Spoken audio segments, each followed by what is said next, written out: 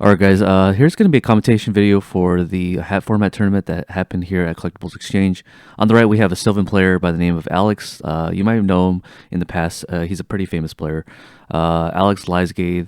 On the left is a player that is playing, I believe, Geargia? I'm not entirely sure. I wanted originally just to post all these footages raw, but however I forgot to hit the audio input capture, so the entire tournament footage is in silence. So there's like basically all radio silence here. So anyway, so Alex here is bringing out a Hermitry off the Lone Fire, and he goes for the I don't know how he has the Princess Sprout out, but I believe he stacked the deck. I'm not entirely sure. So he goes Hermitry, and then he brings out the Princess Sprout. So this is going to be a this is going to be a play where he chain link twos the Sylvan Sage Koya with the Princess Sprout. I believe he's deciding whether he wants to make it a level 8 or a level 7. I'm not entirely sure, but I remember. So the field spell here is able to stack the deck. So I believe he discarded the Princess Sprout from his hand, and he stacked his deck for any Sylvan card. So now everything's in defense position. He's using the effective Sage Koya, and he gets terraforming. I've opted not to use the terraforming in my deck, and it's caused my deck to break a lot more. So definitely don't cut terraforming out of your deck. So he's going to make an array play. He's going to discard the or send the Hermitry that was on the field to look at the top 8 cards of his deck, so that he can use his effect to bounce back stuff. I don't know why he does this play. I think he does this because he wants to bounce back cards already on the first turn, or maybe he just wants to see his deck for this long. But I think what he's trying to do here is activate Soul Charge. So I think he's going to stack his deck for Soul Charge, hopefully to see his floodgate cards like Vanity's Emptiness, I want to say. Vanity's Emptiness or Rivalry Warlords, I think. So let's see what happens here. I'm very likely to see a floodgate be flipped on the first turn here. So Alex is just going to decide here. We had a 21-man tournament here at the Collectible Exchange. Not the same turnout that we had in the beginning. So I was kind of surprised by the how fast the format kind of decayed at IRL. I'm not entirely sure why. Maybe because the decks are kind of combo oriented, and people just probably don't like combo oriented decks. So because Soul Charge is one of those cards that require a lot of time. So yeah, I'm a 2-time speed here. Alex is deciding on how he wants to pretty much manipulate the top of his deck. I imagine there's gonna be a Soul Charge. He's gonna activate Sylvan Charity here to stack his deck. He's gonna put the Sage Koya on top, and let's see if he does a Soul Charge. And yeah, so he does a Soul Charge here. So he does a Soul Charge here, and it looks like he's gonna be bringing out quite a lot of different monsters here. So this is gonna be crazy. Pretty much he's gonna use the Hermitry right away to send the Sage Koya, and the Sage Koya is going to add back the Charity, and now he's going to use the Lone Fire effect to pretty much bring out more monsters. So if he goes into Spore plays with Sage Koya, he can make a Stardust. So he can tribute off the Lone Fire here to go into Sage Koya, then tribute off the he already wants Spore, and then I believe the second Lone Fire is going to go into Sage Koya here. And are those super Lone Fires? That's crazy. That's a really expensive deck if he has super Lone Fires. I think he's going to go blind on the Sage Koya here to look at Excavate the top. But I'm pretty sure either Stardust Spark is going to go off or Stardust Dragon, the original one. I think it's going to be Stardust Spark, but let's see what happens here. So we saw that he was able to stack the top of his deck with Upstart and Sage Koya. So he's going to Upstart first, and then he's going to go into Stardust Dragon. See. So the whole point of Stardust Dragon is that he's able to negate all the ice and fire hands that do crash into the monster. And he's going to make a Fellground using the Spore effect by banishing the Sage Koya. So this is going to be a pretty good board going first. So a really good hand for Alex here. And I think all he really needed was a Soul Charge, Lone Fire, and Mount Sylvania to do all this play. So with 3 back row set, I think he's on the Rivalry. If I remember correctly, he told me that he was on Rivalry. But even with Rivalry, I don't think you want to flip it because you now have a Dragon type monster, and I believe Felgrand's a Warrior, and Aurea is a Plant type monster. So yeah, let's see what happens here. I don't know if the player on the left should reveal what he's on. In the case that he's on some sort of board that he doesn't want to reveal, he probably shouldn't play his hand out, because this board is pretty menacing. Maybe you can just try to bait out one of his back row to see what it is, to see if he's on rivalry. But for the most part, I don't think it's possible to win this matchup. Oh, it looks like he's on Mermails. So he's choosing to discard a Megalo here in order to special summon the Bistius. So now Felgrand's going to negate the Bistius to disrupt the to basically disrupt the search. He's going to normal summon the controller here. So I believe he wants to do this because he wants to make it a Leo here, because Leo can run over all of this monster, any of these monsters on the board here, but only one of them. So I believe Alex on the right here is going to flip over something to stop this. Nope, he's not. So no breakthrough skill because Leo can't be targeted anyway. So now Alex has to find a way to deal with this 3100 beats deck, which is pretty impossible looking. And then the opponent here is going to set 2 on the back row.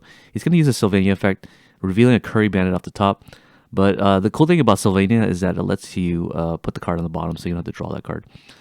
So now Alex is going to take his turn again. Now he has to find a way to deal with a 3100 attack monster. I believe there's multiple ways to do so. I believe Aurea was the ticket out of there. However, Aurea is now destroyed by battle, and I believe most Sylvan players only play 1 in their deck. So Alex is going to have to use the Miracle Fertilizer to bring out the Hermitry. And the Hermitry is going to try to get him out of this situation by drawing into random cards. Alex is going to blind shoot this, and he's going to hit a Foolish Burial. So yeah, this is going to be pretty bad.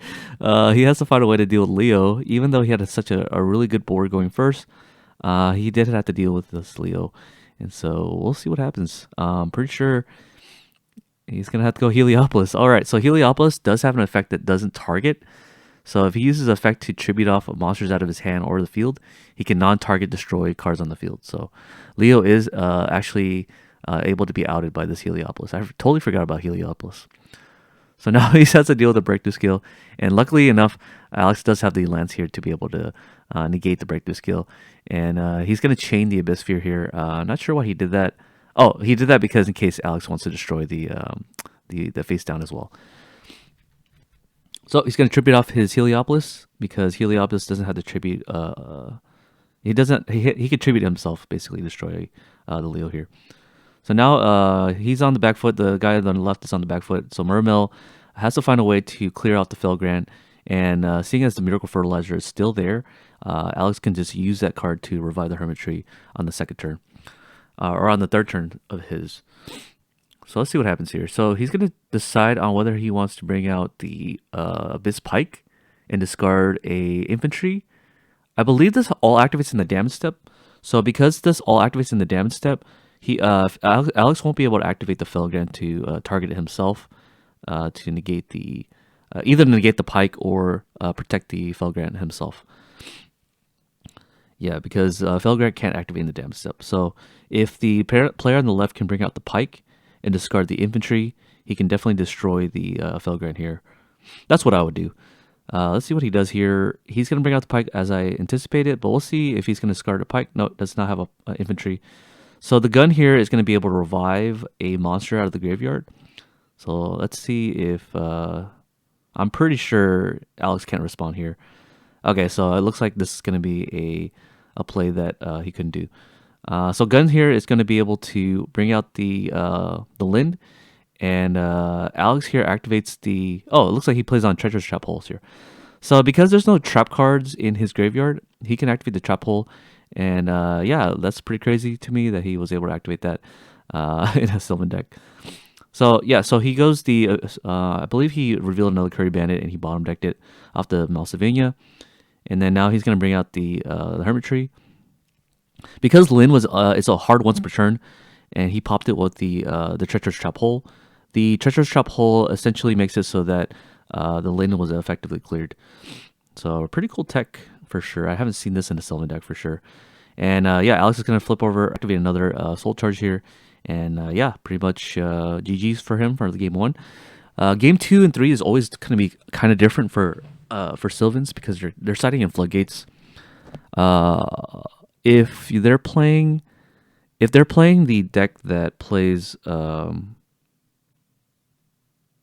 so if he does side a Rivalry Warlords, the Sylvan player on the right, against the Mermail player, because Mermail plays like a lot of different types, I would say. They play a fish type, they play a sea serpent type, They have Aqua, I believe. And all their overlays, they go into Abyss Dweller, that's a Sea Serpent. So Rivalry wouldn't be the worst choice to side against the Mermail player. But definitely Vanity's Emptiness should stay in against the deck if Alex does play it. However, I did see Treasure Trap Hole, which kind of leads me to believe he doesn't really play other trap cards in his deck other than Lances and well, Lance is not a trap card, but he could easily side out the Treasure Trap Hole and side into trap cards. So that's definitely a consideration that he can do here. Yeah. I personally like trap cards in my Sylvan deck, so I would never probably play. I would never play Treasure Trap Hole, but I can see the line of reasoning for wanting to play that card over the Floodgates. I just think Floodgates are much better in this format. But hey, what do I know? I didn't really top this tournament, so yeah, I'm gonna skip to the part. I mean, we can kind of speculate on what Mermails would like to side deck. It's kind of difficult to know because Mermail side decks are kind of like all over the place. They can't really side deck all these graveyard hate because they rely on their graveyard to activate a lot of their effects. So I'm not entirely sure what he's up to here. But we're going to find out in this game 2 here. Alex is up 1, so we're going to go on to the next one here. So, yeah. And the reason why I'm not doing life points is because, typically it doesn't really matter. It really matters more of what the board is. And yeah, so the Mermail player here is going to set I believe the Abyss Spear to be able to block out an attack and then go into a Lind. Alex here starts off with an upstart here, and he draws into the Sylvan Charity. This is going to allow him to draw 3 cards and stack the top 2 cards of his deck.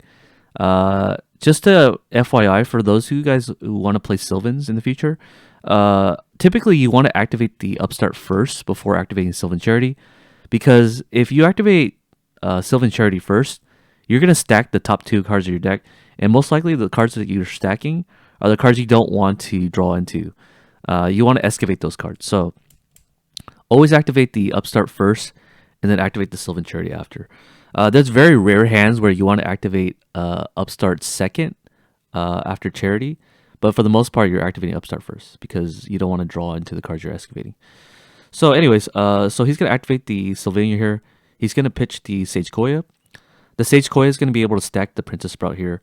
I believe he stacked the Princess Sprout here because he has a way to revive the Sage Koya.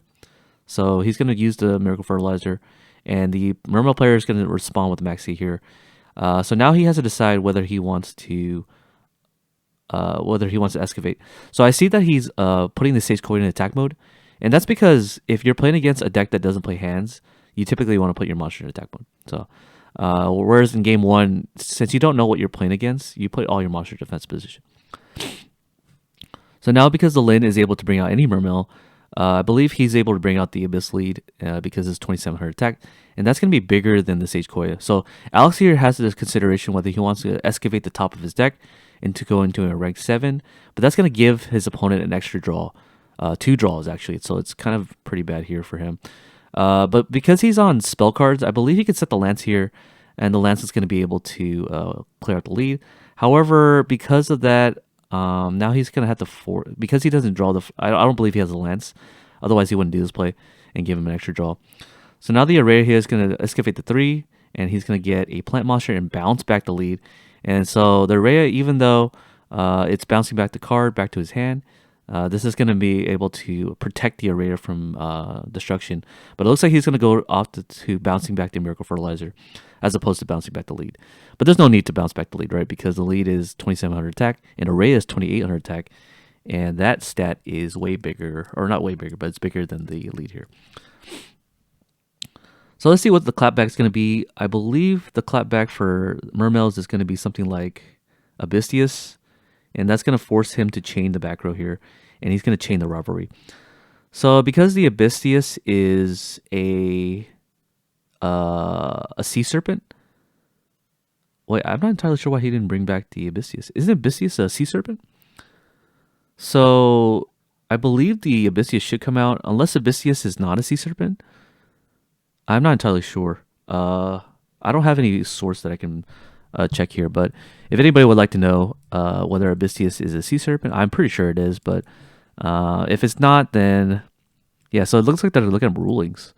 So yeah, hopefully this can resolve itself. But I know for sure Marksman doesn't destroy Rivalry here because Marksman only destroys set cards. So I believe they're using Neuron to look up the ruling here to see if it destroys it. But it looks like that's an Abystius in the in the field here. So yeah, I'm not entirely sure what's going on here. Yeah, I don't know what's going on here. Okay, so it looks like the ruling was disputed. I'm not entirely sure what happened, but I believe because I'm guessing Abyssius, not a Sea Serpent, so it just never hit the field, and a Pike was never able to destroy Rivalry. We kind of knew that, but since Rivalry is now resolved, that also means that Alex on the right can't activate cards to revive plant monsters from the graveyard. I mean, he can't go into an Xyz monster that is of a different type. So, but I mean, Abyss Lead is pretty small. So, I mean, small compared to Aurea. Aurea can definitely climb over this monster. So, yeah. So he's going to use the effect of the Sylvania to stack the Hermitry on top. I believe he has a way to excavate the plant monster off the top of his graveyard. Yeah, he does have the Numerical Fertilizer because he bounced it back. So now Maxi is going to resolve here, allowing him to get a draw. He could definitely use the Sage Coil here to excavate the Hermitry. There's no need to have the Hermitry on top. But it looks like he's going to go for the effect of Aurea instead to bounce back cards. So I believe he's trying to go for lethal here. So he's going to excavate 3, hitting a Blaster and an Upstart and a Hermitry. So he's going to bounce back the spell card. The Hermitry is going to be able to stack the top 3. Hopefully he gets a plant monster so that when he activates the Miracle Fertilizer, he can bring back the Hermitry and then get a draw off this. So we'll see what happens. So because he's under max, he's gonna choose not to. He's gonna choose not to summon the Hermitry off the Miracle Fertilizer. So yeah, looks like he keeps the lead up. So I believe he keeps the lead up because he doesn't want him to summon another monster. So because imagine if he does destroy the lead here. The player on the left can summon another Undyne and then pop the Rivalry Warlords. I believe the Abyssius is still in hand here, so it stays in hand. So now it's back to the Mermail player to find a way to clear a 2600 monster. I believe Lee can just run over Sage Koya here. And it looks like he's looping the Miracle Fertilizer. Really cool play, by the way, to be able to do that because now his Miracle Fertilizer is safe from being destroyed. In the event that Sage Koya gets destroyed here. So yeah, pretty cool play here. I didn't see that at all. Yeah, I mean, this is helping me learn how to play Sylvans a little bit better too, because plays like this is like the key difference on doing the plays right. The reason why I'm hesitant to play Sylvans again is because it has like a tendency to brick. Even though you're seeing like you have 3 charities in your deck and 3 upstarts, there's still like a possibility to brick. But anyways, so the player on the left is now crashing his lead into the Aurea. I don't know what he's up to now because then that means, I mean, now he can play his Abystius. But it looks like he's just going to scoop. So it looks like the Rivalry Warlords was just too much for the Mermail player to handle. So Alex wins this game against the Mermail player, and we are going to go into the round 2 for this same video. All right, see you guys over there on the next slide. Okay, so this is going to be another video. I mean, it's the same video. All right, so this is going to be another matchup. On the left, we have Oscar Ruano. You guys may know him as like the PS5 winners of Edison formats. But in the event that you only play Hat format and you're watching my video, Oscar Ruano is going to be on Mermails on the left, and on the right we have a player who is on Madolches. So he's going to summon the Angeli here. He's going to search for the Angeli. He's going to summon Magdalene and search for the Angeli in set 3. So that's going to be a lot of back rows that that Oscar has to deal with. Oscar's going to summon the Abyss Pike here, and I believe he went to battle phase to attack, but I don't know. I'm not entirely sure. So I think he's asking if the summon's successful, such as a warning and stuff, and I believe he's going to use the effective Pike here to pitch the Megalo. So the breakthrough skill is going to negate the effect of Pike, and Oscar's going to go straight into battle phase and attack over the Magdalene. Setting 2, he's going to pass here, and the player on the right is going to now summon his Angeli into a back row of 2. Let's see if Oscar responds to this, and he does respond with the Maxi here. So this effectively shuts off the plays here, but it looks like he's going to go for the Hoot Cake. The Hoot Cake does have the effect to banish the Angeli out of the graveyard. to special summon again, but I don't think he's going to use that effect unless he wants to. Yeah, it looks like he's going to do that. So now he's going to play out Messenger Lotto. Messenger Lotto is going to search for, because Hoot-Cake is a +2, he's able to get the Messenger Lotto and then activate the effect of the Chateau.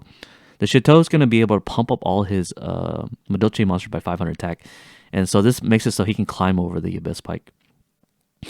And so Oscar's going to go down to, I believe, Pike's 1600 attack. And he's going to wiretap the 2 cards. So this is 4100 damage with the Chateau here. So a pretty standardized play for Madolches, be able to resolve the Angeli and end on this board. So Oscar here is going to set 2 more cards on his next turn and pass. And the player on the right here is going to summon another Angeli. So another good card to start off with. So it looks like either he drew the Angeli because first turn he activated Magdalene to search for the Angeli. And I believe he just drew into the second one. So let's see if he torrentials here. And no torrentials to be seen here. And he's going to search for the ticket. Ticket has a lot of effects. I believe the effect is he's able to special summon a Madolche monster from his deck if any Madolche monster goes back to his hand. So he's going to activate the ticket here. This is a combo here, and then he's going to go into the Tiramisu. Tiramisu does prevent targeting. Let's see if he has a lance, and he does have a lance here, and he's going to negate the effect of the Tiramisu right off the bat. So now he has to kind of consider whether he wants to attack into the Lind. And Lind does have the ability to bring on to the lead. And the lead is going to be 2700 attack. So if he really wants to, he can crash his Magdalene or his Tiramisu into the lead. Because they're both going to have 2700 attack here. And he does flip the warning here. Wow, so a lot of different trap cards to negate everything. And so he's just opened up really well. And I believe he went first, right? Yeah. Because he summoned the Magdalene in set 3, yeah. So the Madolche player did go first in this one. And I believe there's going to be a life point discrepancy, but we'll see. Oscar is now on the back foot, and he's going to activate the Salvage here. And Salvage is seeing a lot of tech lately. And he's going to try to crash into the Hoot-Cake here, taking another 500 damage. And I believe the life points are there. I believe Oscar's on 3600 life points. And yeah, on the attack declaration, Madolche guy activates the Maxi. Maxi is going to bring out the lead. The lead's going to have to find a way to deal with this board. I'm not sure if Hoot-Cake can be destroyed by battle. I believe he can now because I believe Angeli is only once per... I mean, it's for a whole turn cycle, and it's been more than a turn cycle. So I believe he can bring out lead and attack over. But he's going to go for the Pike play here. Discarding the Infantry, and then he's going to pop the Tiramisu here. Oh, it looks like he goes for the Field Spell. Okay. So now he has to find a way to deal with everything. Did he normal summon twice? I believe he did. Let me see. Did he summon Lyn this turn? Let me see. I'm pretty sure he summoned Lyn this turn. Yeah, I believe he summoned Lyn this turn. So, yeah, because he warning the last turn. And so in this turn, he summons Lyn again. And then, yeah, and he summoned Pike. That shouldn't happen. Okay, so this was probably a oversight here for both players, but he definitely normal summoned twice here. So now we're going to go into the next game. I believe it's pretty much in favor of the Madolche player. He's going to activate the effect of Hoot-Cake, and he's going to banish the Maxi, and let's see what happens here. Oh, okay, so I think he recognized that he normal summoned twice. So Oscar does... he does scoop up the game because he knows that. So I think he just scoops. Yeah. So now we're going to go in game 2. I don't know how they're going to sideboard, to be honest with you. Madolche is one of those decks that can side a lot of trap cards. I believe he's going to keep the wiretaps in to deal with the Abyss Sphere. Yeah, and then there's also other cards he can side too, like Soul Drain, DeFi even. I don't know if the effects of Madolche activate under DeFi. I think they don't. But definitely Soul Drain, because there's no effects that activate in Graveyard for Madolches. Unless he's on hands. If he's on hands, then he doesn't side the Soul Drain. And that means that he just keeps the hands in. I don't know if hands are good against Mermails. I believe they are, because a lot of the Mermail cards destroy cards. So I think you want to keep the hands in. Yeah, I think you want to keep the hands in. The only thing that stops the hands is like if they can go into a Dweller. And Dweller does stop hands, so I'm not entirely sure if he keeps the hands in. And for the most part, I don't think Mermails can bring out Dweller really well. in this builds in the modern builds of Mermail, the way they do it is if they discard gun and the gun is at 1. So I'm not entirely sure if they can make first turn dweller very very well, unless they're on instant fusion that can bring out a level 4 water monster fusion. But I don't think there is. I don't think there's a water level 4 fusion monster, because I'm trying to recollect, but I can't figure out one. So anyways, Oscar's gonna set 2 back rows and then pass, and the Mermail the Madolche player is gonna have to summon the. I see the Angeli in his hand, so he's gonna summon the Magdalene and search for. So he showed me how to pronounce this card. It's Mufule. I don't know French, but I always call it Mufuel. But I don't know how to pronounce that card. But that card is a Marauding Captain. You normal summon that and special summon any you special summon any Madolche monster from your hand. So that allows you to go into rank 3 plays. So he's gonna summon. He's gonna go to battle phase attack, and then Oscar's gonna flip the spear, getting into the pike, and then the pike's gonna discard the infantry and pop the Magdalene. Because all the Madolche monsters don't go to the graveyard, they go straight to the bottom of the deck or back into the deck after they're destroyed or sent to the graveyard. Actually, it has to be destroyed, because if you detach it off off of an Xyz, they go straight to the graveyard. So that's just it. So Oscar's gonna summon the undead here. He's gonna pitch. He's gonna pitch something. He's gonna pitch title and then search for the controller. All right, and then he's gonna go into battle phase, and he's gonna. He's gonna go title first, and he's gonna try to do as much damage as possible here. I believe he does this play because I believe he has a Maxi in hand, in case that he wants to summon the Angeli here. And he's gonna summon the Mufuel. That's gonna special summon a Madolche. Yep, and he does have the Maxi after all. So now he's gonna have to consider what he wants to special summon here.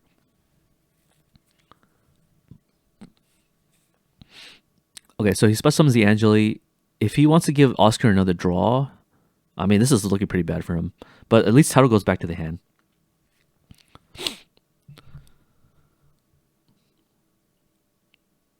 Let's see. I believe he's going to activate the Angeli to go into Hook Cake, because the Hook Cake can't be destroyed by battle. So giving Oscar a draw is not so bad. I mean, he can go into this too as well. This is actually a better play. So he's going to wiretap the bottomless trap hole. He's going to search for the Chateau. The Chateau is going to be able to help him climb over the current monsters on the board. But Mufuel only has 500 attack, I believe. And yeah, so he can only really climb over the pike here. Yeah, it's looking pretty bad for the Madolche player here, because Oscar has a +1 off the Maxi, and he has a field presence here. I don't think the Madolche player can come back. Yeah, so he's going to shuffle back his Angeli, and now the Messenger Ladder could climb over one of his monsters. I mean, this is going to be pretty bad. I mean, if he can make like a tiramisu. Yeah, if he makes a tiramisu, he can spin away cards, but then he kind of has to give Oscar another +2, because he has a special summon in level 4 and then overlay into a tiramisu. And that's assuming that his back rows aren't doing anything. I think he's considering this because he has like a Forbidden Land set, and if he does make a tiramisu, he can like bypass the breakthrough skill. But I think he's going to go overlook that. He's going to go into the battle phase, and I believe he should attack over the pike here. Spinning cards away here. Oscar does flip over the Maleficent Catastrophe, and he's going to wiretap the Maleficent Catastrophe. So, yeah, I think Oscar has a set spear. That's why he wanted to do that. No, he has another one. Okay. So the Malcat's going to do like an MST-like effect to destroy his Chateau here. And that's going to crash. Wait, what happened here? Oh, and damage step, he's going to Lance. I see. So, I was right that he had Lance, but I didn't expect Oscar to have double Maleficent Catastrophe here. So, yeah, it looked like he cleared his whole board, which is pretty cool. But unfortunately, that's going to be met with a Dark Hole. And then Oscar's going to bring out the title. And then being at only 2600 life points, exactly 26, he's going to lose out the rest of the life points. So, let's go to game 3 here. Not too sure who's going to win this matchup. It's pretty much a toss-up. But here's the thing. Madolche is going first now. And because he's going first, that means he can set up his board first, meaning he can summon Angeli, go into Hoot Cake, go into Messenger Lotto, search for the Chateau, activate Chateau, set 3. You know, like that is like a 1 card combo, right? And then he's able to get a field spell and 2 monsters on board. And then the rest of his 5 cards can be a hand trap with trap cards. And so the only thing that could stop that play is probably like a Veiler or a Maxi. But lucky for Oscar, he does only summon the Magdalene to search for the Angeli. But let's see how many back row he has. He does have 3 back rows. So this is his exact same setup as you would expect from game 1. Because game 1, he did the same thing. Only difference is now Oscar has a Lin in his hand to summon to run over the Magdalene. If Oscar passes here, it's very likely that he has a response in terms of a hand trap to deal with the Angeli. But let's see if he has a debunk to negate the hand trap, and he does not. So he's going to activate the effect of Angeli under the Maxi. Not really caring because he is getting a +2 off this anyway, so it'll be like a neutral in terms of being able to, even though Oscar got a +1 off of it, he got a +2 off the Hoot Cake or the Angeli. So he's going to activate the ticket effect. So he's going to try to run over, I believe he's going to run over the Lin, and he's going to debunk it. Okay, so if he had debunk, okay, so I don't know if it was correct to save the debunk for the Maxi, for the Lin over the Maxi. But now, I guess Oscar is at a -1 now because of that, and he's going to debunk yet again. So, yeah, it looks like debunk is putting a lot of work, I guess. So he had 2 debunks, so he could have debunked the Maxi and debunked the Lin. But, yeah. So he's going to flip over the Vanity's Emptiness in response to the normal summon of the Magdalene. But it's looking pretty bad for Oscar here. So the bright side for Oscar here is that these Madolche monsters are only at 1400 attack, 1500 attack, and 1600 attack because the field spell is gone.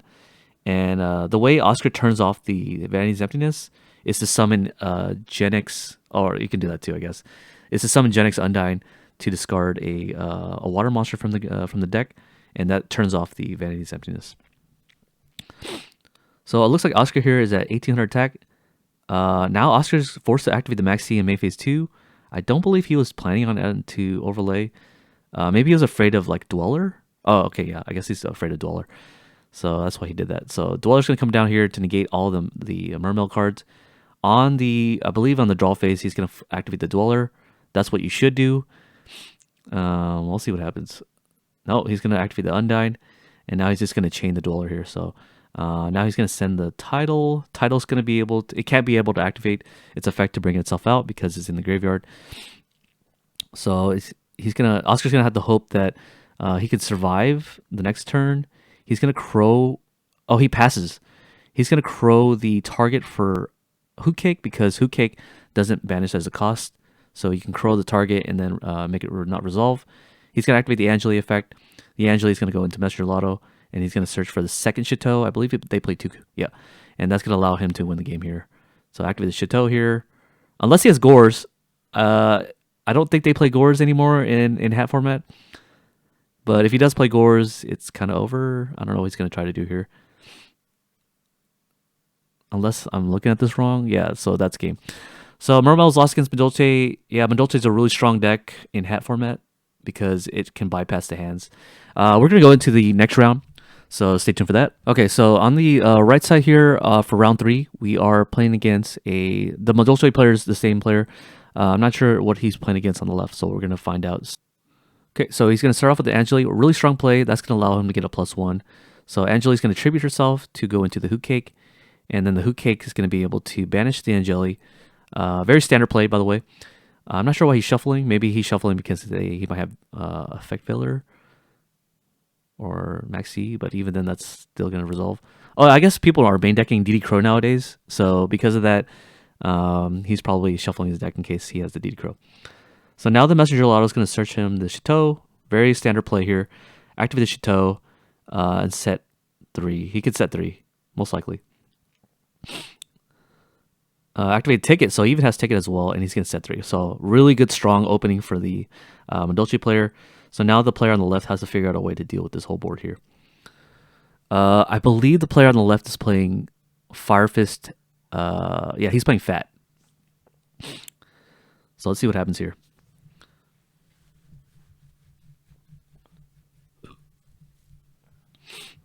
So he's going to be reading a lot of the cards. I guess Madolche is not a very popular deck in hat format. which is kind of strange to me because it's such a strong opening deck. You know, you summon the Angeli, and you get a +2 right off the bat without even using Soul Charge. So, anyways, on the player on the left is going to summon the Traptrix Mermail, and I believe he already has Bottomless Trap Hole. That's why he searches for the Traptrix Trap Hole Nightmare, and that's going to allow him to set a lot of back row. However, Mermail can't run over anything here, so he's going to have to rely on artifacts or the Traptrix. So he's going to have to rely on the artifacts to pretty much get him back in the game here. He's going to go straight into battle phase and run over the Mermail. And the Hootcake's going to attack in here for 2,000.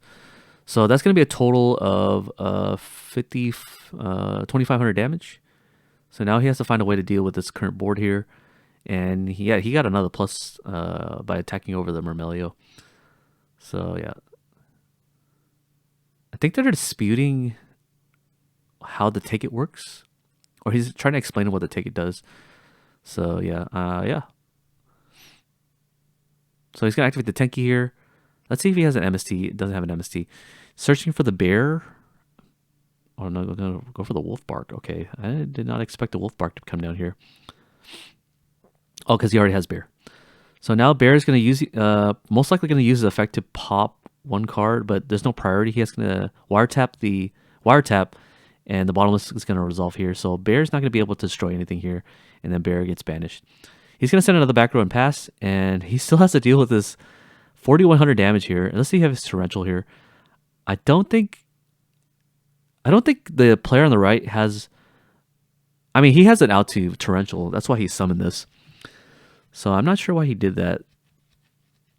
Unless, if he doesn't have an out to torrential, then this is pretty bad for him, right? So it's most likely the set card is going to be like a Lance, I want to say. Oh, he doesn't care about torrential because he has Ticket and Chateau. So even if that resolves, he gets like a plus, like, I think he gets a +1 because Ticket puts all the monster back to his hand, and so he never really loses anything. That's why he didn't care. So yeah, he's safe from torrential. He won't do any damage to turn. But he'll definitely be able to get a +1 because the torrential was wasted. So he's going to go into battle phase, attack with everybody. It looks like all those back rows are dead. Wow. So Madolche takes game 1 pretty easily. They won the die roll, and they were able to deal with the Fire Fist Bear as well as the wiretap. So yeah, we're going to go into game 2 here. Pretty easy sweep for the Madolche player. Yeah, big fan of Madolche's now after seeing what's going on here. In this tournament. Looking at the side deck, I'm peeking over on the left player. He does have like a soul charge in his deck, and he looks like he is on the artifact engine. So, yeah, I mean those cards are really good against Madolche's. So if the hat deck or the fire deck, the fat deck goes first, they set a bunch of back rows. I'm pretty sure it's going to be hard for the player on the right to resolve their Angeli. But I mean they play wiretap. So they can theoretically just summon the Magdalene, search for the Angeli, and set the wiretaps. And then the player on the left has to deal with the wiretaps on the clapback. Because otherwise, he's going to summon the Angeli, tribute the Angeli, summon the Hootcake, and then bring out the Messenger Lotto, search for the Chateau. And even if he has a back row, the wiretaps has to kind of deal with it. So yeah, he's going to Veiler here. So it looks like he drew his Veiler here. And that's going to be good because then this way, if he summons the Hootcake right off the bat, he can just banish the effect Veiler. I see that the player on the right has an Angeli in his hand, but he chose to go for the Hootcake right off the bat.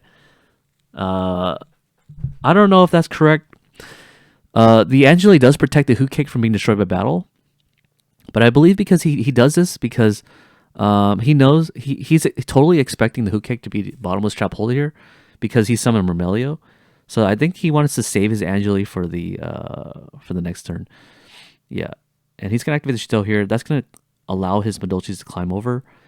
MST on the attack declaration would be pretty good here, and he does do it. And so that's going to allow him to crash. Let's see if he lances here. Oh, no, he destroys his moral attack. Okay, that's even better, actually. Okay, so this is going to cause a replay, so that helps his opponent a little bit.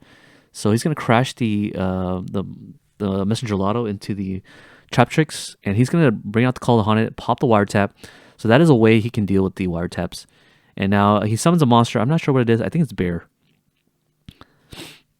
or Ice Hand or Fire Hand, because he's not sending a Tenki, so it's not a bear. So it's likely that card that he summoned was a Fire Hand. Yeah, so it's a Fire Hand. So it looks like he's not on F.H.A.T. He's on Fire Fist hands with artifacts and traptricks. So a lot of engines splashed in for sure. So he's going to pass the turn here, not overlaying into any rank 4. And now the Madolche players can summon the Angeli. I saw the Angeli, so he's going to do it. Tribute the Angeli, get to Hoot Cake. Pretty much standard play here. Getting him a +2. And if he's able to run over the monsters, if he runs over the monster, he can definitely do some plays here. Getting the Chateau, getting more pluses. I believe he can get a +2 here, or a +3 if he runs over the trap tricks here. So the good thing is the Hoot Cake can be destroyed by battle, but that doesn't really matter because... Oh, I believe he summons the Hoot Cake. He went Hoot Cake into the trap tricks Mermail in case he had a lance, because the Angeli protects it from battle. So even if he lances over here, it's not going to do much. So the second Callahan is going to resolve here, bringing out the Mermail to pop the Chateau. So this makes it so that a replay occurs. He's going to activate the Maxi, drawing a card, and a replay occurs, so he can technically not attack, or he can just crash into the Mermail here. So the bright side on the Madolche is that his Hoot Cake can't be destroyed by battle. So that's good for him. And then all he has to do is summon a Tenki, activate a Tenki, bring out the Fire Fist Bear, pop the Hoot Cake, and then do the rest of the damage here. Ignition's going to target the back row here. He's deciding whether he wants to chain to this. If it's a breakthrough skill, it doesn't really matter, right? Because, yeah, it doesn't really matter. So he's going to set an artifact monster. Oh, I'm not sure what he's doing here. Oh, they're calling a judge to see if he can even activate Ignition. Because if he doesn't have an artifact in his hand, in his deck, he can't activate it. I think that's what they're trying to dispute here. Oh, I think he's asking whether or not if he can set the mortal attack if the breakthrough skill is off the field. But I don't know why he would dispute that. That doesn't seem right. So anyway, so the mortal attack's going to come in and attack. He's still going to take damage, but he won't take any. His Hoot Cake will still be alive. I don't know if he has a monster in his graveyard that he can use for the Hoot Cake. I believe he could just banish right now. No, he has another Angeli, and he has an Effect Veiler as well. So at this point in time, I believe he could summon the Tiramisu. Yeah, so if he has a monster in graveyard, he can bring out Tiramisu and then spin away his cards. And he knows the set is going to be a mortal attack. So he's going to use the Hoot Cake. Yeah, it was a Maxi after all. And then he's going to banish and special summon the Messenger Lotto, getting him another ticket. Oh, it doesn't look like he doesn't have another one. Okay, so he doesn't have another one. So he's going to overlay into Tiramisu, yep. And he's going to spin away his cards. He's going to spin away 2 cards on his field. I believe he's going to put it back to the Fire Hand for sure. And he's going to put back the Mortal Attack. Okay, so he wants him to dead draw those cards. And he's going to attack over the Mortal Attack, taking 100 here. And by the looks of it, he does have 2,000 life points and 6k. No, he has 5k. So the player on the left has 5k life points. He's going to set 2. No, he has 500 life points. Sorry. So yeah, it looks like it's kind of a wrap because he's kind of putting his hand on his face. And yeah, so yeah, Madolche takes it 2-0. Unfortunate for the Fire Fist player. But yeah, we're going to go into the next round, round 4. So stay tuned for that. Okay, so it's going to be the next round here. It's going to be the Fire Fist player again against another player. I'm not sure what he's playing. But lucky for me, they do have their life points out, so we can at least see what they're doing. So Fire Fist player is going to search for the Tenki, for the bear, and then the bear is going to be able to summon itself. I'm not sure I would summon the bear unless he has a lot of back row. I would rather summon setting I don't know if I would set Ice Hand on an empty board. That's one of the things I don't like playing with Hat, is because if you see your Ice Hand going first, you never want to set it or active summon it in attack mode. But you'll definitely want to set a fire hand, and I did see a fire hand in his hand. So yeah, so player is gonna activate set 4 and set a monster, passing over the player. So the thing I don't like about Fire Fist also in this format is because if you summon the bear, you have to kind of risk popping a ice hand or fire hand. And it's like, okay, you didn't really do anything. But bear is really great against Girgia, right? Because Girgia has Girgia armor, and if you know for a fact that they have it, it doesn't really do anything. So yeah, so bear does have like application. See, so this is what I don't like about bear in this format. So he summons a bear, tributes the Tenki off, and then pops the ice hand, and he ends up losing the torrential in the process. So now he has to find a way to deal with this current board, and he's gonna attack. I don't agree that he should have attacked the fire hand, but it looks like he does decide to pop the set. So the fire hand is gonna be able to pop something. He's gonna be chain link 1, but fire hand doesn't have a target anymore, right? Yeah, he doesn't have a target anymore, so he can't bring out the ice hand. So he's trying to explain that to him, and it doesn't work. So yeah, it looks like he just draws return and passes. I mean, he sets up a card and pass here. So yeah. So the thing about the ice and fire hands, they need to destroy something, right, in order to special summon their counterpart. Since he destroyed the fire hand, right, and the fire hand popped the other fire hand, he doesn't have a monster that fire hand can pop anymore. So that's why he couldn't bring out the ice hand. So he summons the Mermail here, searches for the trap hole, and then passes here. I don't know if I agree that he should have passed. He should have switched his ice hand to attack mode, and then crashed into the. I guess he didn't want to give him the Tenki. Yeah, I guess so. This makes sense. So he brings out the Call the Haunted, brings out the Fire Hand. Now he's gonna crash, and he's gonna debunk the. Oh, it looks like he main decks debunk. How unfortunate. So it looks like debunk was a main deck option to deal with Ice and Fire Hand, and it paid off. So he's going to summon the Dynea. The Dynea is going to get the Mermail. The Mermail is going to pop the Beagle Talk. And now he's going to be able to overlay into a rank 4 here. So lots of good rank 4 toolbox that he can go into. I believe he can go into... I wouldn't say Honor Arc would be a good choice here. I don't know if I should go. He would go into Honor Arc.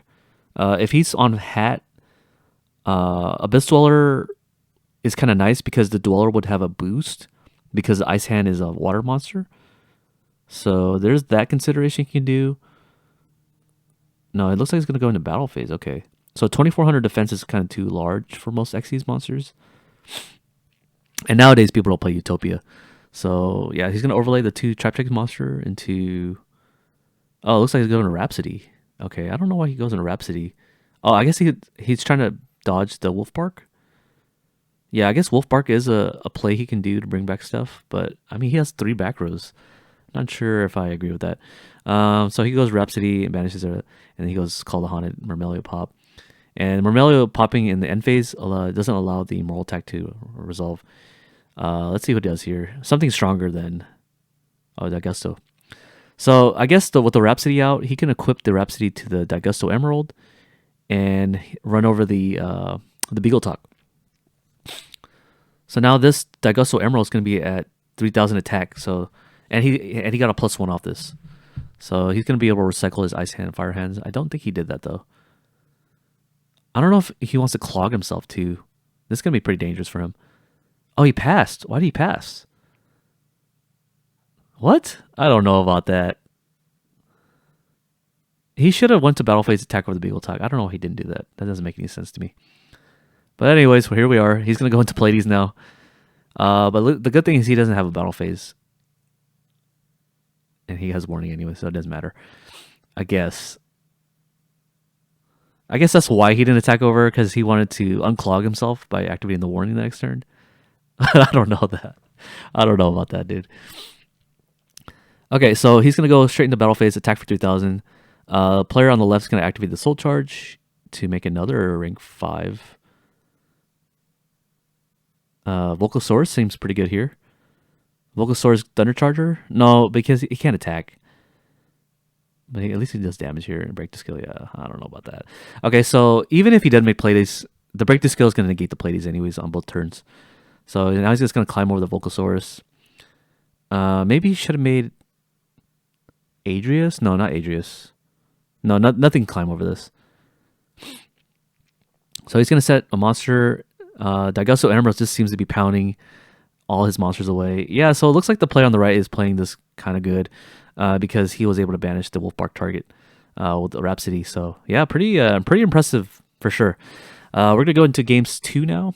I'm not sure if people like the matchups between Hat or RFX Trap Tricks engine because it's like a lot of back row and it's a lot of grinding.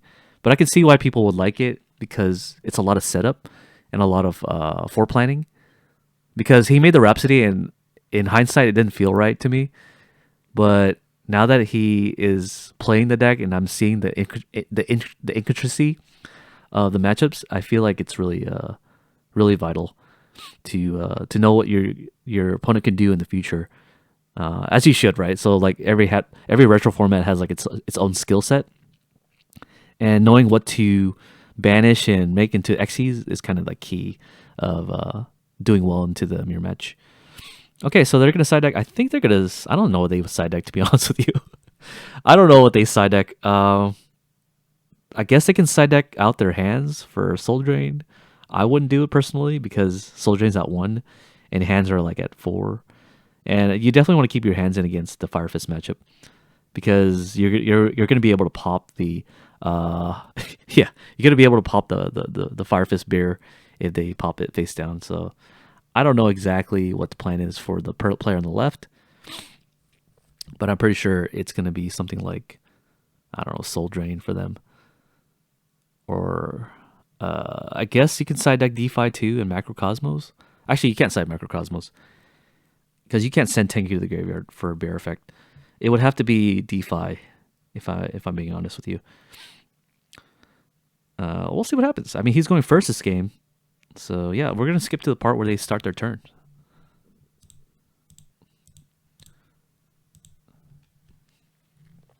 All right, so player on the left is going to start off. He's going to summon most likely the Mermail.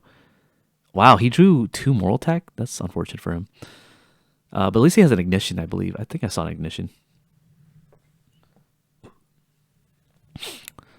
Yeah, so he's going to search for the Trap Tricks Triple Nightmare. I believe he already has Bottomless, so he's going to set the Bottomless with it. Activating Duality. Oh, Debunk's pretty good here. I would get Debunk if I was him. Vanity's Emptiness is not good enough. I don't know why he kept Vanity's Emptiness against Hat. Oh, I think he wants to go for double Cyclone because he doesn't have a way to trigger the Moral Attacks in his hand. I see. Okay. I don't know if I would do that per se, but yeah. I mean, he sets 5. That's pretty cool. All right, so now the player on the right has to find a way to deal with 5 back row. No monsters is surprising. If he doesn't have a monster, this is surprising. He's only doing it 1 set in passing? That doesn't make any sense. He's going to do a T set. Okay. So he's going to pass here with the T set. What incarnation? I don't know what's going on here. Hat usually either has a lot of back row or they have a decent monster to summon. So he's choosing not to attack here. Fearing the Ice and Fire hand, I believe. So, yeah. Artifact Sanctum's pretty good here. Yeah, because it gets him another body. So he's going to set the Sanctum. He's under Duality, so he definitely should not flip over Ice or Fire hand. He's going to set another card here. So he's just going to wall up. This reminds me of like zombie players in Edison. So he's going to double Cyclone, target one of his cards. He's going to pop the Sanctum. Sanctum's going to be able to pop another card. I don't know if I agree that he should have blind hit the new sets. He should have hit the old set because that wasn't doing anything. Because now his Sanctum's going to be able to resolve and pop a card, but I guess he stops him from getting a body, so whatever. And he's going to Cycle Reader the Beagle Talk. Okay. I mean, that was good for him, I guess. So it's going to be his 5 cards to his 6 cards. So he's up ahead. So I guess that was okay. But it looks like he just bricked out of his mind here. Yeah, it was an ice hand. So he's gonna flip both of them. So he doesn't really care if it gets torrential here. So he's gonna attack for 28, I guess. I think so. I don't know. I don't know what he's afraid of. Oh, he's gonna summon the Dionea. Let's see if he walks into a Mirror Force. No Mirror Force here. So he's gonna take 28 and 17. That's what, 4,500 damage. So he's at 35. So 35 to 8,000. Cycle Readers are a pretty interesting tech for sure. It's really good against artifacts. It's really good against decks that play light types. I can't think of a light monster what's an archetype light monster? Oh, it's a Lightsworn Rulers.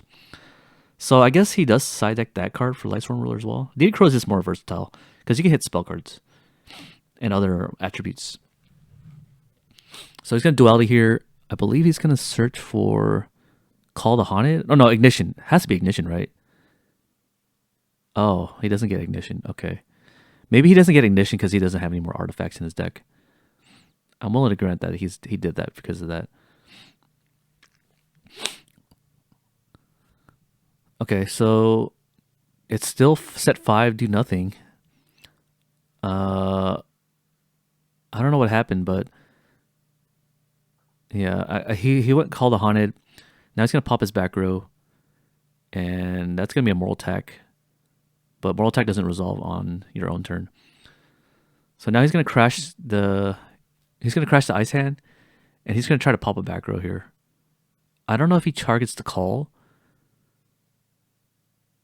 I think he targets the Call here because it's safer. Yeah, and then he's gonna be able to bring out the Fire Hand and attack directly for 16. All right, good stuff. So he's gonna pass. I guess he has like a lot of hand traps. That's why he doesn't have any back rows other than that one. So let's see what he does here. I think he's gonna summon something. No, he just sets. Okay, he just sets a monster and passes. And then he draws another back row and just sets 2. Flips his Ice Hand or Fire Hand to defense.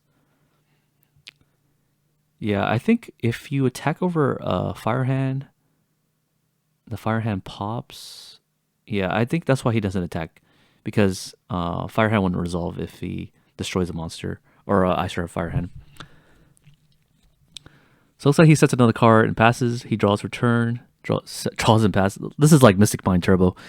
Both players are just drawing and passing. They're just setting and drawing. They're not doing anything, which is why I can see why this mirror match is very like annoying. There's no attrition being made. It's just set pass until somebody draws a power card. Yeah, so he flips the Ice Hand here. Attacking the Ice Hand will be fine. He's gonna force himself to go into Digusto.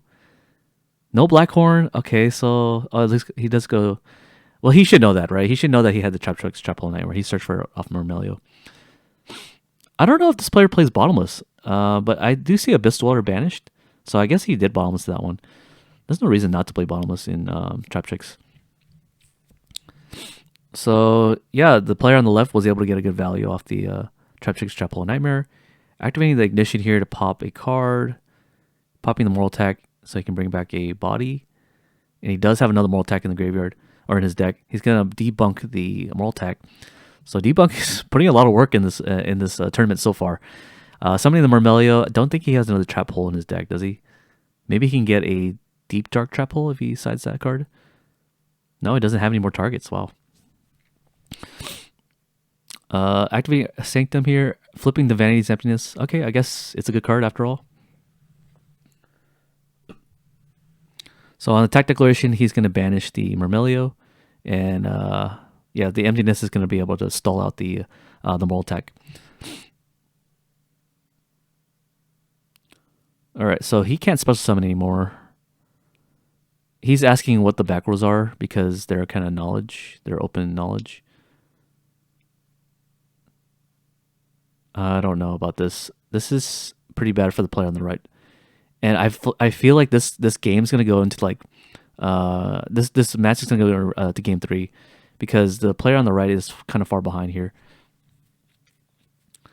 So he activates Ignition here to pop something else. I personally would have popped something else besides Vanity's Emptiness. I think that's what he did. That's why he only has 3 back rows left from the 5 that he had originally. Yeah. So what he's gonna do? He's gonna summon a monster? I don't know.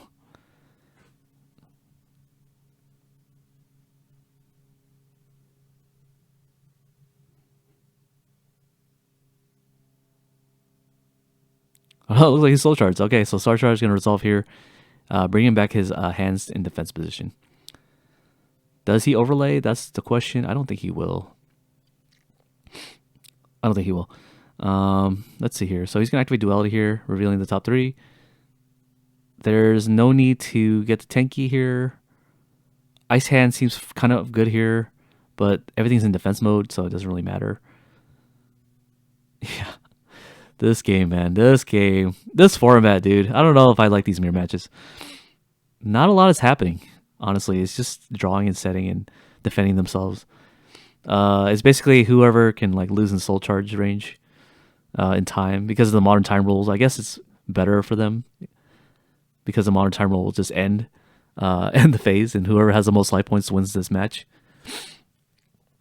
I think that's what, since the hat player on the right is up 1 game, it's very likely that he's favored into time because of the modern time rules.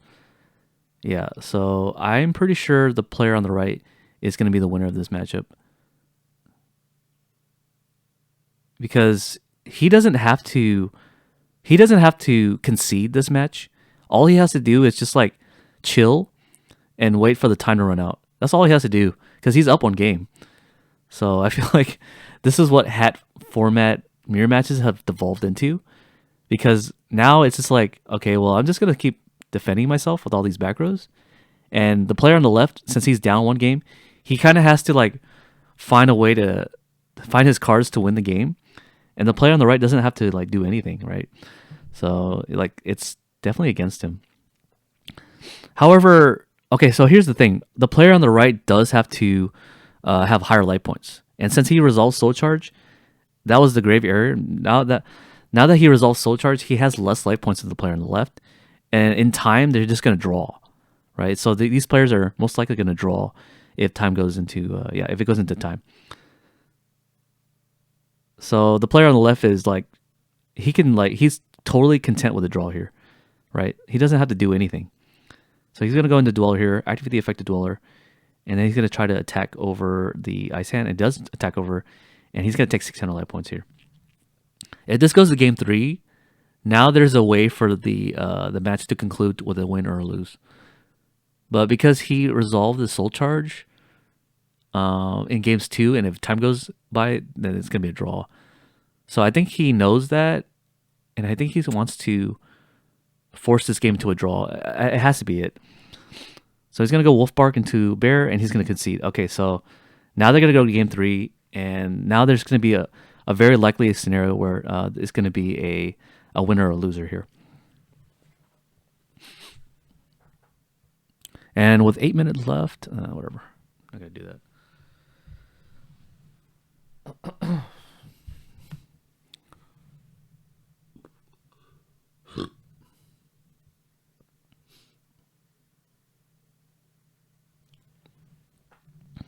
Okay, so he's going to set 4 here and pass on the game 3. He's going to summon a Bear here. Bear is really good here for clearing an attack in an open board. Let's see if he bottomless here. No, he activates the Sanctum here, activates the Mortal Attack, and pop the Bear. So he gets a +1 off the Mortal Attack here. He's going to activate Duality and then get off a... He chose to bypass the Debunk, I believe. So he's going to set the Breakthrough skill. I believe Breakthrough skill is better against matchup anyways. And he's going to activate the Ignition. Ignition is going to be able to set the Mortal Attack, but at least this is good for the player on the left because the Breakthrough skill is going to be able to negate anything that comes out of the artifact Sanctums and Ignitions, or double Cyclone even. So he's going to double Ignition, hit the Water type, so he was able to get a 2 Mortal Attack set, so it takes it out all of his deck so he doesn't draw into it.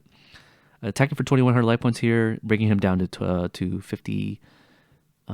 59. Yeah, 59. Drawing for turn, sending a monster, passing. So this is going to be, they're playing a lot faster now, which is good.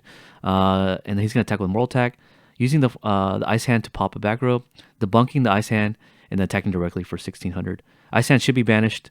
There's no reason why Ice Hand should be in the graveyard because Soul Charge is a thing in this format. So yeah, I think they just forget. Hopefully this doesn't come up where he does Soul Charge for the Ice Hand. He's going to activate the Ignition here to pop a back row. He's going to target one of his cards and then go into the Mortal Attack here. Setting another Mortal Attack. The question is whether he wants to... Oh, it looks like his debunk is going to happen. So long Chain Link here. So does he put the Mortal Attack in defense mode or attack mode? I think it's going to be attack mode.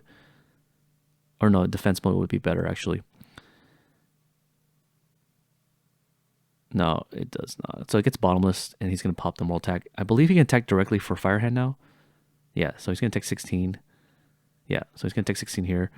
And then they're going to pass. He's going to draw for turn. It's not looking good for the player on the left now. So no monsters to defend his life point against the Ice and Fire hand. With time on against them, they're probably going to lose a lot of... they're probably going to lose a lot of, mobility here. But lucky for him, he does have the Ignition to be able to pop the Ice Hand, and then Mortal Attack's going to pop the Fire Hand, and he's going to debunk the Fire Hand effect. Again, none of these players are banishing their monsters. This is just both players not recognizing that debunk is not banishing. Oh, look, he does banish the Ice Hand.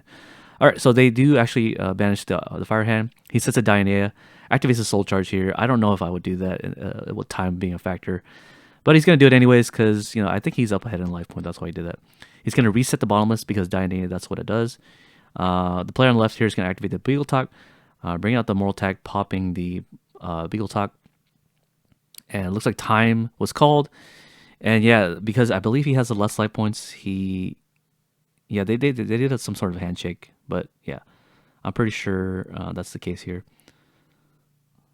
Yeah, so they just see the hand and next. Yep, I believe the player on the right won in time because he was the only one doing calculations. And I believe only the player on the left. We're going to go into the last round of Swiss, so stay tuned for that. Sorry for this long game, but it is what it is. That's how it is.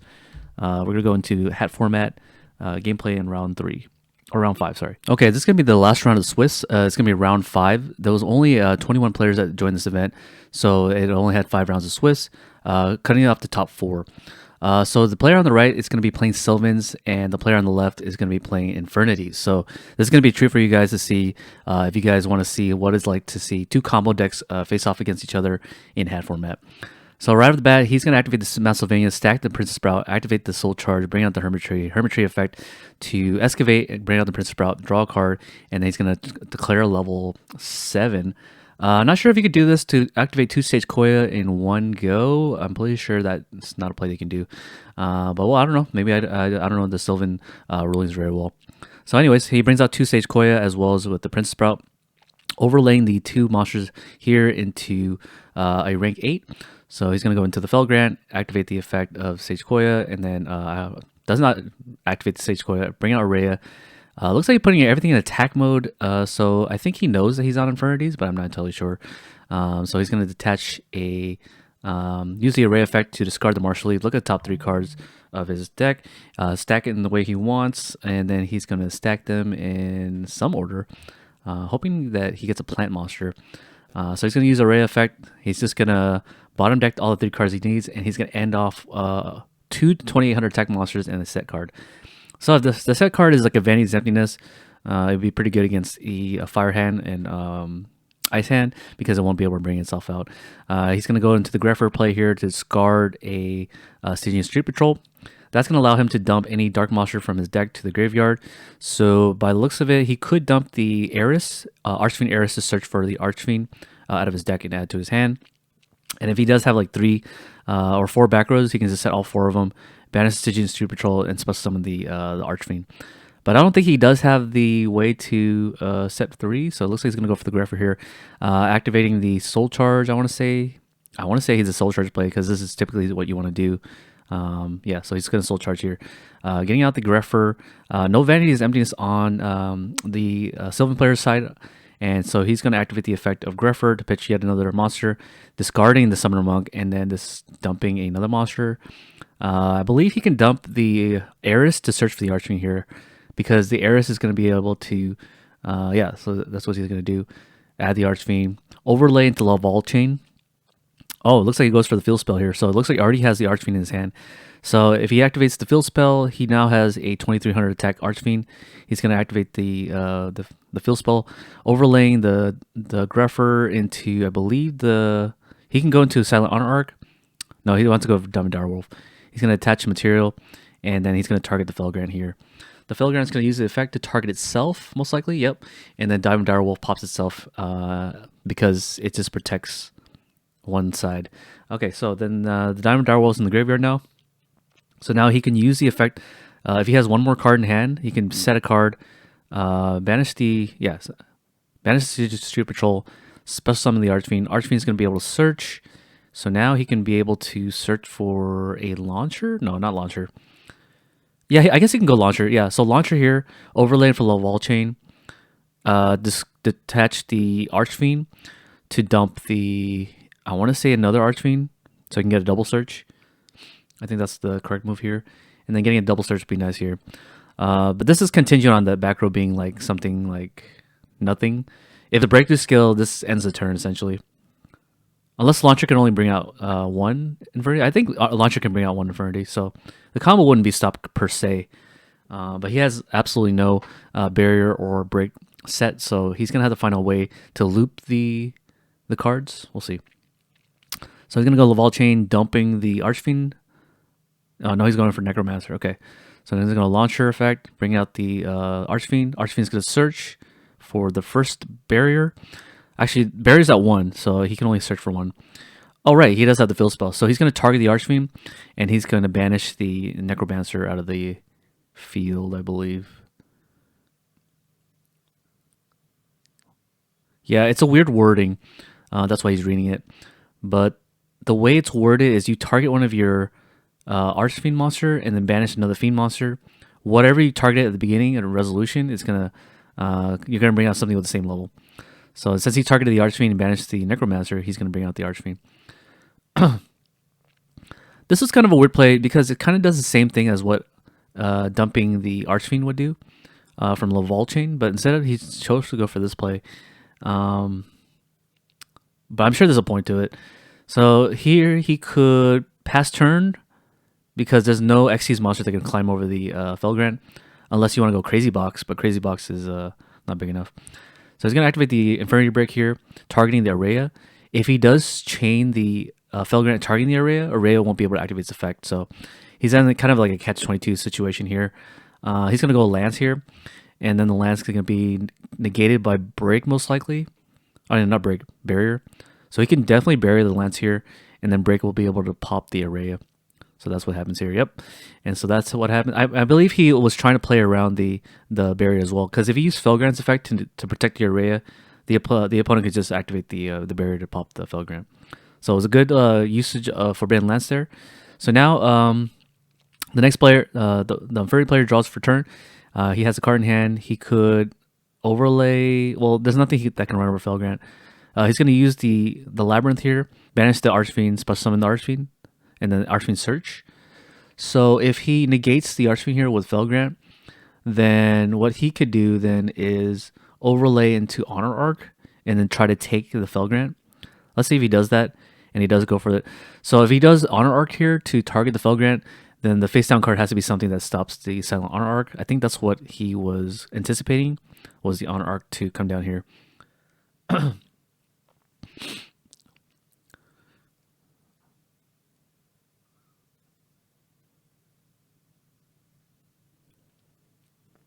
So I think he's contemplating on what he wants to do, but most likely it's going to be Honor Arc. Yep. So Honor Arc comes down, he's going to attach 2, and then he's going to Chalice this one. So I believe he's on Chalice because he's also on Treasure Trap Hole. So it would make sense that he would play Chalice. So he's going to draw for turn now, and now he's going to be able to run over the Honor Arc. But then he does hard draw the Infernity Break, and that's going to be able to deal with the Felgrant. And then now he's going to be able to activate the Rhoda here, summon the Armageddon Knight, dump the... Well, the Ares is gone now, so he's going to have to dump something else. Stygian Street Patrol is a fine choice as well. I don't know if that's correct, because Stygian's actually damage that you can normal summon the next turn, seeing as the other player's on top deck mode. So he's going to have to draw like a Fertilizer, get back in this game here, And yeah, it looks like he doesn't have it. So game one goes to the Infernity player. Good setup going second, I believe. So he was able to go second and still win this game. So Infernity does have a really good going second potential. So it's not quite out of their league to be able to pop off and be able to pop a lot of monsters. But he did draw the Infernity break to be able to deal with the Felgrant because he used the Archfiend to be able to activate the Surge effect to bait out the Felgrant. The Felgrant negates the Archfiend, and then he went Honor Arc to try to take the Felgrant, and then he had the Chalice. But what he didn't anticipate was that he would have Break to deal with the Felgrant. If he didn't have Break and he had a different back row, other back rows in this deck would be like something like I kind of think of a back row that can deal with Felgrant with Infernities. So if he had drawn like a Soul Charge, maybe he could have done something. So I guess Soul Charge is at 3. He didn't resolve a single one. Actually, he resolved 1 to get the Greffers. So he did have 2 Soul Charges left in his deck to be able to deal with the Felgrant. So his outs were double Soul Charge and an Infernity Break to deal with the Felgrant. So I can see why that felt a little sacky because there was only 3 cards left. But Infernity is one of those decks that like relies on sackiness to kind of win the game sometimes. But for the most part, it's consistent in being able to draw a lot. All right, so the Sylvan player is going to go first again. So he's going to be able to draw an additional 7. So he's going to draw to his 6 card, activate the Upstart Goblin first. Let's see if he has a Charity to back this up. No, he's going to go for the Martial Leaf, and he's going to go for the Excavation of 2. Hoping to hit something. He hit the Shroom, but he had to give up the Soul Charge, but there's no way to Soul Charge. There's no value that he can get from the Soul Charge here. So yeah, that's one of the weaknesses of Sylvans, is that you need to have your graveyard set up in order for you to Soul Charge for maximum value. And oftentimes you can't really send cards to the graveyard. You kind of have to hard draw the tree, hard draw the, well, you don't have to hard draw the Fill Spell because Terraforming is in the deck. So he's going to end with the Martial Leaf set 1. So it looks like he kind of bricked here. Activating Allure Darkness, banishing the Heiress, activate the MST, hitting the Miracle Fertilizer. And then now he can be able to play his turn out. You want to activate the MST first because you don't want to set it and then walk into a warning. So you would definitely want to activate the MST right away. Even if they have 2 sets, you kind of want to blind MST in order to hit the warning so that you can play your game. So he's going to summon the Summoner Monk here, activate the effect of Summoner Monk, pitching a spell card, and he's going to pitch the Foolish Burial. No hand traps to deal with this, so that means he's going to be able to bring out the Greffer. Greffer's going to pitch a Dark Monster here, pitching the Greffer, and now he can go into a Stygian Street Patrol. And at this point in time, since he already used the Heiress, it's going to be hard for him to bring out the Archfiend, but he already has it in hand. So now Archfiend is going to be able to search here, and it looks like it's pretty much over because this combo is going to end on, I believe, a Barrier, because you're going to overlay the Greffer and the, oh, I guess you can do that too, Archfiend and the Summoner Monk, because that's more, yeah, Summoner Monk's weaker. He's going to attach the Archfiend, and he's going to dump a Infernity Necromancer. Now he's going to activate the launcher, bring out the Necromancer, search for the Barrier, I believe. I don't think he already have a or I guess he already has Barrier. At this point in time, he can go Laval Chain, again, detaching the Archfiend. Yeah, he can detach the Archfiend and then send off a, what can he send off here? Another Archfiend, I guess? I don't know. Or he can stack Archfiend. That's another play. But there's no way. You don't stack Archfiend here because you're going to search with the Necromancer.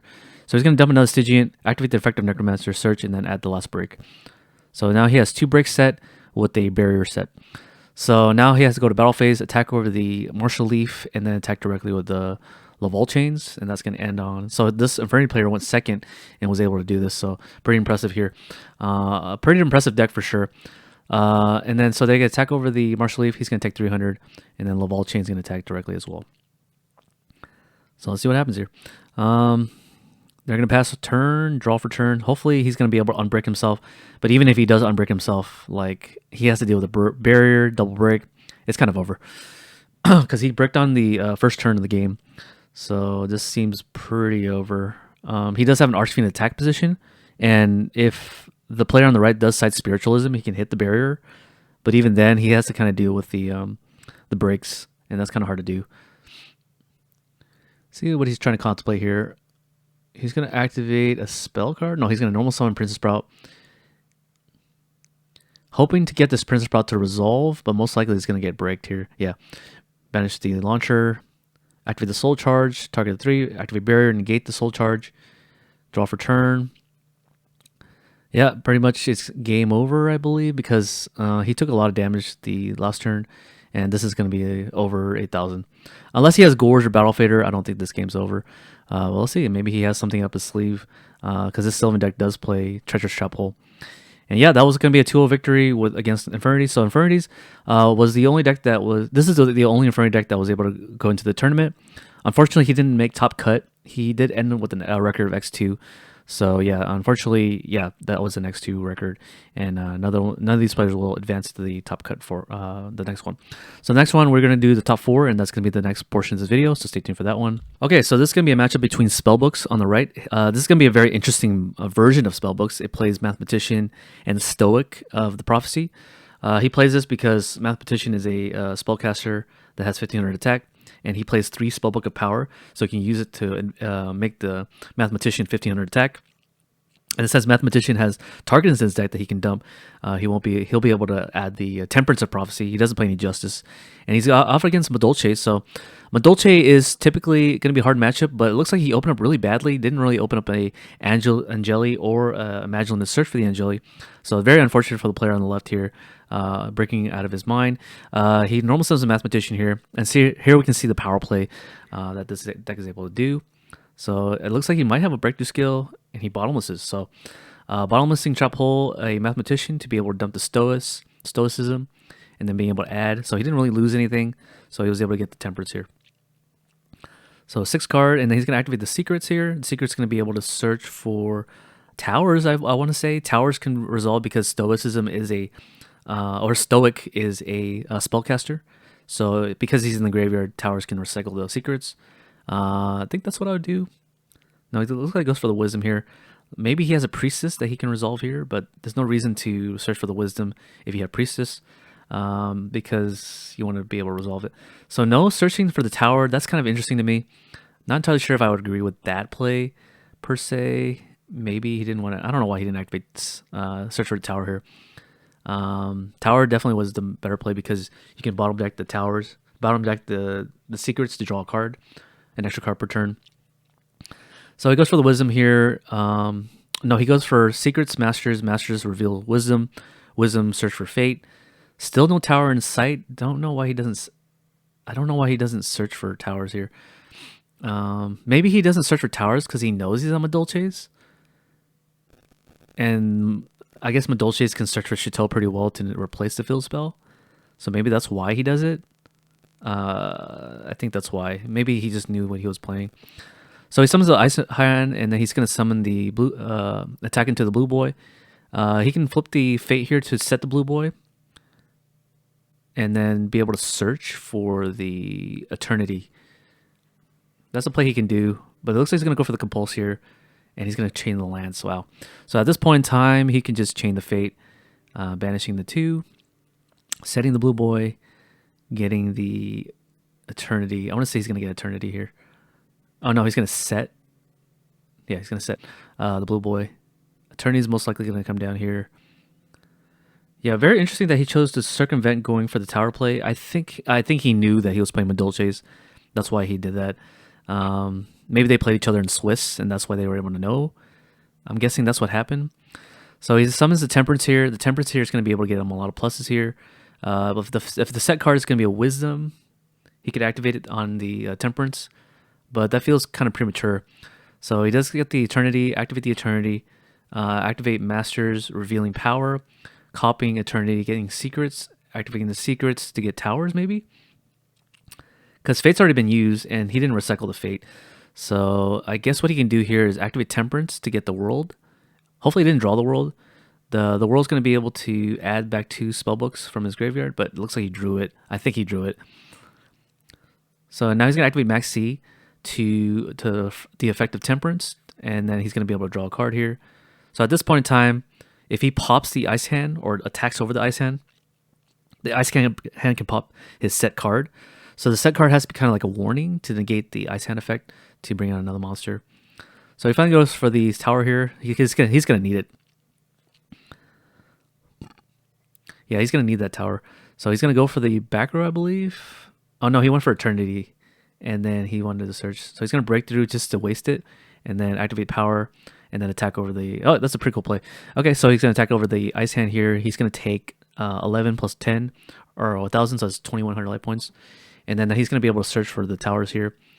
Eternity already activated his effect this turn, so he's gonna end with the towers, and hopefully he has another back row. I think he might have another back row. So even if he knew if his opponent was on a Madolche's, he had the breakthrough skill for the entire time. So I'm not sure what he was kind of on here. Oh, so he's just holding on the Chateau. Okay, so I feel like they played each other already. So now they're kind of like weirdly on the back foot. So Priest is gonna pop the face down, I believe. The face down spell trap. And then he's most likely gonna activate Eternity to search for the Eternity's gonna get the secrets. Yeah, the Attorney's gonna get the secrets. The secret's gonna search for the another tower, and that tower is gonna be able to replace the. Oh, I guess he can do this too. Actually, this is a better play because he can banish the face down Ice and Fire hand. So now he's gonna banish 3. Very well played, by the way. So he's gonna banish the set, even though it wasn't an Ice and Fire hand. He still wants to be able to bait it out. So now he's gonna set a back row. He has a Veiler in hand and a World in hand. And now he could use the effect of Priestess to pop another card. I don't know if that sounds right. I think he should pop the face down monster. And the reason why I say this is because he could have just normal summoned the Ice and Fire hand and attacked into the Priestess. Because he only had a Wisdom set and he used it on a Dark Hole. So he should definitely have read the thing here. So he's going to break the skill, and yeah, that wins him the game. So I guess against the Madolche matchup, you do want to play a little different. And seeing how they played each other before, I want to say they played each other before because there's no way that you didn't search for the tower there.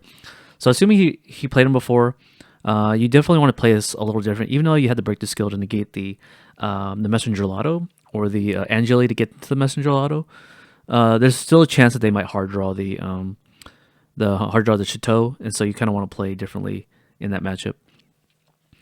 All right, so Spellbook's going to go second, going against the Madolche again, because the Madolche player kind of bricked going first, and all he did was set 1.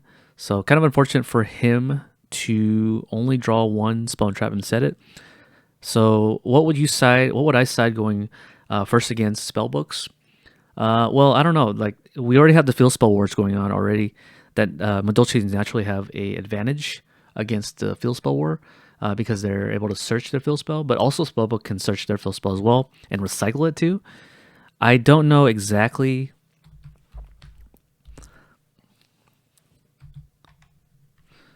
What they would play in order to win the field spell war more, because both players are able to search for their field spells pretty well. So yeah, we'll just kind of have to find out and see what they both side deck for.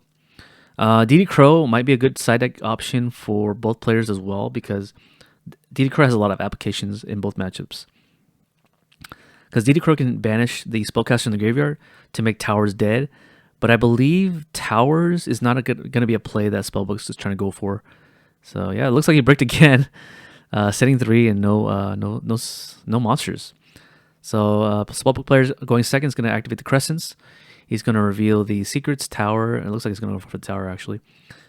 And a Wisdom. Okay, so no Masters here. No, it looks like he's going for the Masters. Okay, so he's going to shuffle his hand. I believe they're going to roll a dice. And he's going to add a card. Let's see if he activates Secrets here. It's such a dreadful feeling when they get the Priestess. Looks like he's going for the Wisdom. So the Wisdom's going to protect the Blue Boy from the Breakthrough skill. So he's going to be able to double negate. Yeah, he's going to double negate the Blue Boy here. But he can still activate Spellbook and Master here. I believe he probably got the Wisdom off the... Oh, wow, that sucks. So it looks like Blue Boy... Oh, it looks like he drew the Magdalene. Okay, so this is going to be a game after all. So sending the Magdalene, let's look at the Angeli. And yeah. The Magdalen's going to run over the Blue Boy. He's going to take 900. Oh, wow, he set a card? That's surprising. I don't know what Spellbook sets in this. Oh, it looks like he drew the World again. Wow, that's insane. So both games in a row, he was able to draw the World. Unfortunate for him. But he's able to get the +1 off the Maxi. So even if he loses this monster, it doesn't feel too bad. So he's going to put back the Angeli. And he's going to Veiler the Tiramisu. Wow, so he sets... It's probably a Stoic, if I had to guess. No, yeah, it was Stoic after all. So Stoic is going to be able to get him the Temperance. So he bricked on drawing the Stoic. He drew the World. And he drew... Yeah, he just drew really badly. Again. So it's unfortunate for him. So Mewtwo is going to get direct damage for 500 damage. And yeah. And he's going to pass the turn here. And so now the Spellbook player has to find a way to resolve the Temperance. And if he can resolve the Temperance and go into the world and blow up the field, that'd be pretty good here. Doesn't look like he... Oh, he had to activate a Spellbook card. I think that's his only Spellbook card. So it looks like he's going to go for it. Temperance, effect. So that's going to go into... Well, he can't go in the world because it's in his hand. So let's see what he does here. If he Veilers here, it's pretty good for him. For the Madolche player. He can tribute off the Temperance to get the Priestess, I want to say. Okay, so I think he just crowed. That was incorrect. So you shouldn't crow. Crow doesn't negate Temperance. I don't know why he thought that it would negate it, but yeah. So Temperance is going to activate his effect. I think they call it Judge Over. Yeah, they call it Judge Over to dispute this. So even though it was kind of like a no-brainer ruling, you always want to call a judge anyways because, again, a lot of people don't know what the rulings are. I don't know why they keep doing this.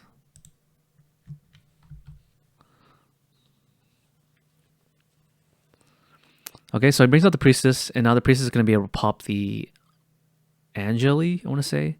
Or not Angeli. He should pop the Tiramisu here. Yeah, and he's going to Veiler. Okay, so now he has to go to battle phase to attack over the Tiramisu.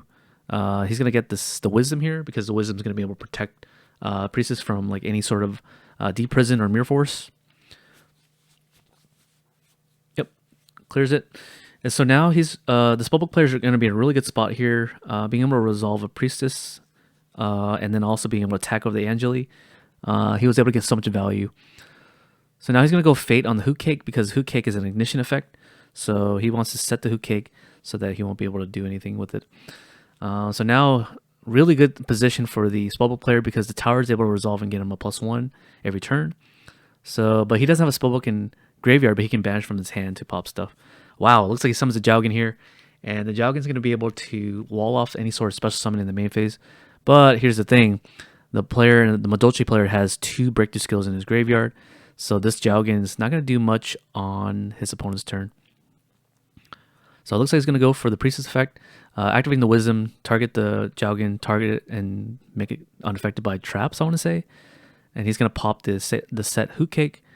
Mewtwo is going to go back into the deck. And yeah, this Jowgen's not going to do much for him on the following turn. Hopefully his back rows can do something, but Breakthrough Skill is just going to negate it. So that's what he's going to do. Use it. Activate the Wisdom. He can chain that second Breakthrough Skill if he wants to. That's what I would do to negate the Jowgen. Because it's not once per turn. Question is, does he do it? He doesn't. Okay, that's... maybe he was trying to dispute the Breakthrough Skill and say you can't... it'll still be unaffected by it if it resolves, but I don't know if that's true or not. I don't think that's true. Because it's kind of like Forbidden Lance. If you break the skill and then if you break the skill and then they chain lands and they activate another breakthrough skill, that breakthrough skill resolves already and then negates it. So this breakthrough skill should have been able to be chained to negate the Jowgen, but it didn't matter. He had Magdalene anyways. So Magdalene wasn't really a big power play, and he's going to be able to banish cards out of his graveyard. And this is good because with Kaiku, banishing monsters makes it so that his Hoot Cake is kind of dead here. So he's going to banish the Tiramisu as well as leaving the Angela in the graveyard. And yeah, so the cool thing is the Kaiku is able to do a lot of preventative plays. It's also an 1800 spellcaster monster. He's going to activate the Breakthrough Skill yet again to negate the Kaiku. And this is going to allow him to summon the Hoot Cake. Wow, so Kaiku has a lot of utility. Because being able to stop the Hoot Cake from resolving its effect to be able to bring out the Messenger Lotto is kind of big, because then you can replace the Spellbook Tower here. Let's see what it goes into. It's going to go into the Zen mains. Not a really good choice because Spellbook of Faith can just banish it. So he's going to try to go to an attack position here. Attacking to the Kaiku. Taking the 300 here to pop a back row. I don't know if I agree with this play. I mean, he didn't really have much choice. He could go into Mechquip. Mechquip's a good choice as well. I don't know. I don't think he plays Mechquip in his extra deck. So he's going to attach the material. So who kicks down in the graveyard? And now the end phase he's been able to pop a monster. I would pop the Priestess, because that's the one that's doing a lot of damage. But if he chooses the Kaiku, I understand, because he can use his Hook Kick the following turn. Although Hook Kick doesn't really do anything against Priestess, because Messenger Lotto is only 2100 attack with the Chateau. So yeah, it looks like Spellbooks kind of like pretty dominant in this matchup for sure. So Priestess, so he drew like so many cards off the towers already. It's pretty likely that the Madolche player is out of the game already. But he's gonna summon the blue boy. Deciding on what he wants to get here, he could get a power. No, he's gonna go for the Eternity. Eternity's gonna be able to search or add the cards back from his banish pile. So he can probably get like, no, he's gonna get the secrets. Okay, so now Eternity can get the secrets. He's gonna attack over the Zen mains. Attack for 500. That's 3000 damage. He checks the top of his deck. Oh no, he passed turn. Yeah, that's game. So it looks like it was a 2-0 victory for Spellbooks. Madolche wasn't able to get it through. They did kind of open up pretty badly, so I can't blame him for the matchup. And also on top of that, like the guy on the right is like really good at playing against Madolches for some reason, being able to not search for the towers off the first game. So it doesn't get replaced. It sounds like a good card in theory. But that was only the top 4. I didn't get the finals. If you guys are interested in watching the finals matchup, it's going to be between, I believe it was Spellbooks versus... Yeah, it was Spellbooks versus some other matchup. Oh, it was Hat. He played Hat in the finals. But yeah, if you guys want to watch it, go watch on Forrest Ant's channel. He should upload it like sometimes this week or next week. But yeah, I hope you guys enjoyed the content of my commentating. Usually I don't commentate these long tournament coverage because it's a lot. Yeah, I hope you guys enjoy a content video for Hat format, and maybe more Hat format tournaments will pop up in the future. But for now, this will be it for Hat. All right, I'll see you guys next time. Peace.